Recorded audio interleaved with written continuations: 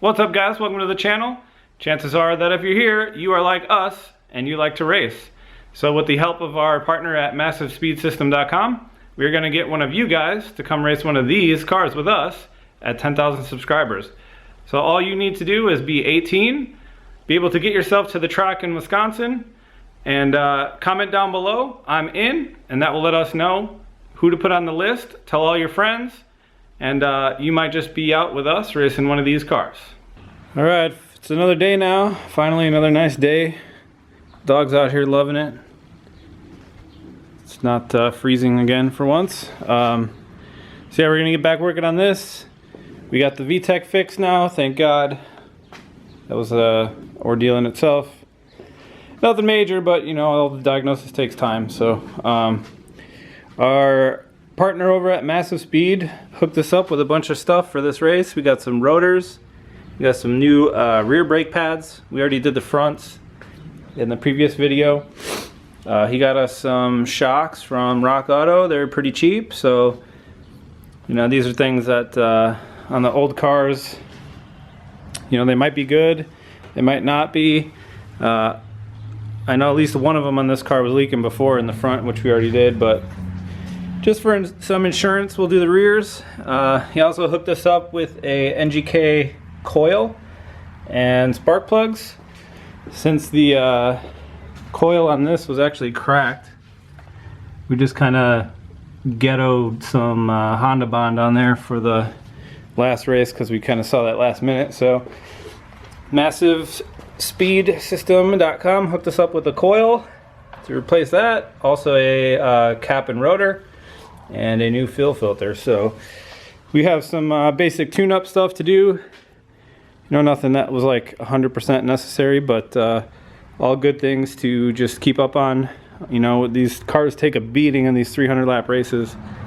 It's really hard to keep them going for that long. So, you know, if you can have some peace of mind on some of the cheaper stuff, just to, you know, try to help these things out, make it to the end. So we're gonna get cracking on that. All right, so we're gonna start with this right rear shock. Nothing too hard on this. We have the 2 bolts up here for the top of the strut. And then we have one on the bottom. Right there, if you live in the Rust Belt, sometimes the bolt can get stuck in that center bushing. So we're gonna cross our fingers and hope that that comes out. All right, well, we got super lucky. If you see the metal sleeve inside the bushing there, what happens is the bolt like seizes into that bushing. And if that happens, your best bet is to go from underneath with a Sawzall and cut the bolt through the front and the back, and then pull the whole thing out. So luckily we didn't have to do any of that. So we can just take the strut and swap all the new stuff over and we'll be ready to rock. All right, we're gonna do this the dangerous way. I didn't tell you how to do it this way. You didn't see it here. You didn't see me do it, but this is how I'm doing it.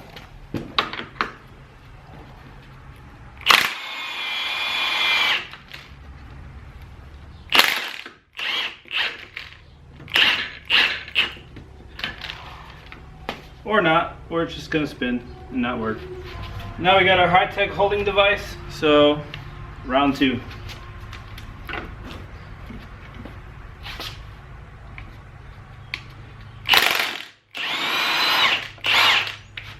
And usually that flies off and the damper shoots out the back, but for whatever reason it's stuck right now, so cover your eyes and nuts.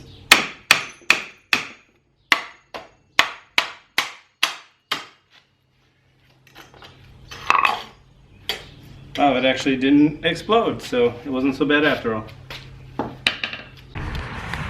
All right, well, like we showed you before, that radiator support got pretty smashed in from that big chunk of bumper, so we are doing the hillbilly repair. Dad came back over to help out here. So we're just gonna start, we wrapped this chain around the tree and we're just gonna start smashing this thing back out. So got pushed in, so we're gonna pull it back out. We have to go quite a bit harder.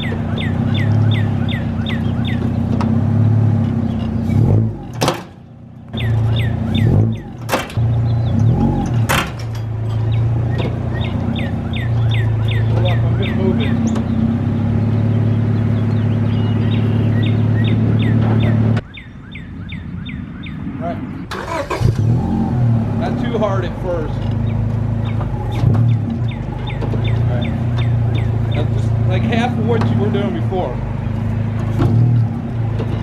Cool. Just like that. Come on.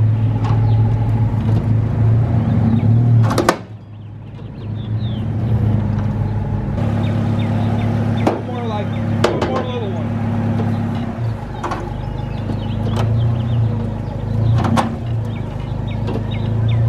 A little harder. A little harder. Whoa. That's plenty. Oh yeah. All right, so we got the radiator support pulled back out, probably a good 3 inches or more. It was pretty bashed in. It used to be all the way touching the radiator back there, but now it's up here. So I think mission accomplished on this one. We might do a couple more little tugs, see if we can get the tow hook to bend back out, but I think we'll be good on that. Little update time. Got the new coil on. Not too hard to do. Just a couple bolts for the bracket, and then 3 bolts on the back there, and 1 plug and 1 plug wire. Dad's dropping tools, making noise. He's working at the brakes, finishing up these rear brakes that we got. Got the new shock put on the right rear. We painted the back here, just thought it kind of looked ugly before it was still red. Just been plugging away at the little stuff. Got a sweet, massive Made in USA sticker. Gotta have more stickers, more horsepower. So yeah, I got a few more things to do. Still gotta do the cap and rotor there, and the fuel filter and all that. So we'll be getting on that stuff and making progress as we go. Well, it's like 2 days before the race. Tomorrow's load up day, and something that's been kind of bugging me since we fixed the VTEC, that was, you know, the screen in there was clogged. So I was kind of worried that the oil pickup screen in the pan might kind of be blocked too.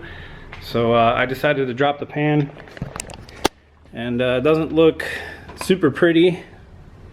There's a little bit of bearing material in there, and you know, I think like I said before, the person that had this before didn't really change the oil as much as they should have. So actually looking at the pickup itself in there actually doesn't look too bad. So I think I'll probably just take it off and clean it out anyways, and see how it looks from there. So that's what I'm going to do, pull that off. It's just 4 more bolts, 2 at the back, 2 at the front, and then probably brake clean that thing out. Alright, well, we got the oil pickup off.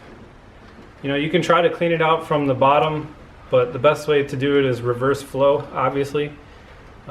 This engine does have quite a bit of this baked oil, gunky, nasty stuff all over everything. Cleaned out the pan already, just a lot of this sludge stuff. So we're just going to back flush this out, try to clean up a little bit of stuff in there. It's actually not too bad. It's a lot better than I thought.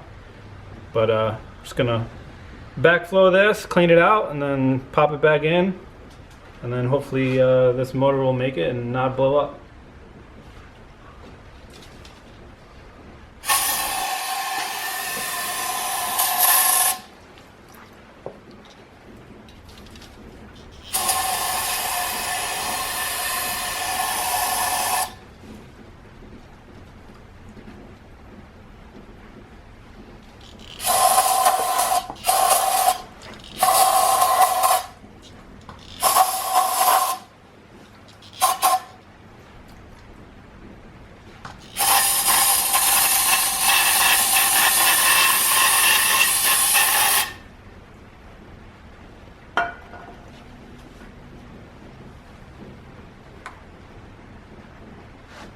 Alright, looking pretty clean, so just gonna wipe this down, make sure it's all good, and then pop it back in. Alright, we got this all buttoned back up, got the oil pan on, exhaust back on, cross member, all that good stuff. Just took the radiator out. You saw us pulling all that out, so we're gonna have to bend that tab down there back up a little bit, and then the new one should fit. It's supposed to come in tomorrow. And yeah, when I filled it back up with oil, I unplugged the main relay, which is this guy here. Unplugged that so it wouldn't start. Cranked it for quite a while until the oil pressure light went off. Obviously we had all that apart, so you don't want to just crank it up right away and run it dry. So cranked it, had oil pressure light turned off, so we know that's all good. And yeah, we have a couple little more tune-up things to do. We got the new cap and rotor courtesy of Massive Speed System, and we have a set of their own branded, actually, spark plug wires. So we're gonna put those on before the race. And Dad's over here working on some paint stuff. We got the roof. Got bored. He got bored. Touch up some paint. So he did the roof black in the middle, still drying. Kind of looks blue. And then we did some of the window trim, just kind of make it look a little better. So yeah, making progress on this stuff, and not too much more to go until we start loading it up. Got our aluminum Rock Auto radiator put in now. Came out pretty decent. Not too bad a quality for a cheap Chinese unit, but I guess we'll see how it works in the end. But yeah, the reason that I decided to go with the aluminum one now is this is the second radiator that I've had the plastic end tank crack. So I figured, you know, that's like a $300 day or whatever to go racing, $400 depending on where you're at. So for an extra 40 bucks or whatever, just to invest in an aluminum one that will hopefully bend and not crack, might, you know, get us to the end of the race. So it's a little bit more money, but you know, in the end it could actually save you quite a bit. It's one of those toss-up deals. I just decided to go for it this time, and I guess we'll see how it works. But we got all that buttoned up now, and we got our new Massive Speed System plug wires here. They make a bunch of different plug wire kits for all different kinds of cars. Pretty high quality stuff. They have their own labeling on them. I think they're 8mm, 8.5, something like that. So pretty good quality wires if you guys need some plug wires. They are pretty competitively priced, and you know, they help us out, so it's cool if you help them. So yeah, we're gonna get those wires on, and that should button up all of our tune-up stuff for now. So after that, I think we're just gonna check all the fluids and then get this thing loaded up. Got the new massive plug wires on. Took it down the street for a little rip, and I don't know if it was the wires, the cap, or rotor, or what, but definitely feels like it's a little bit stronger now. So very pleased with that. Once again, shout out to Massive for hooking us up with all the tune-up parts. Go and check them out, massivespeedsystem.com. Help out the people who help us out. So yeah, we're just gonna weld up a couple little things on the bumper here, just to kind of give it some strength. As you've seen in previous videos, these cars do take a beating during the race, so just gonna try to beef up these corners a little bit here, because it's just got these little spot welds that hold it on, so maybe give it a little more strength there. We got to do a little tab on the back of the battery and another one on the side, because this is actually like a Civic battery, so that way it doesn't slide around. It was in there pretty good before, but Dad insists on making it better, which I don't blame him. I'm just being lazy. So yeah, it's about done after that, I think. Got the bumper cover back on. Got a couple extra little mounts here on the top that we did just to hold the center up a little bit. Got another sticker on the windshield. It's all about the stickers, right? Yep, one in the back. He just finished putting one in the back here too, so everybody knows what channel to look at when they're losing, when they're getting passed. So yeah, that's it's gonna wrap this one up. We got pretty much everything done. We are actually a little bit early for a change, which is super nice.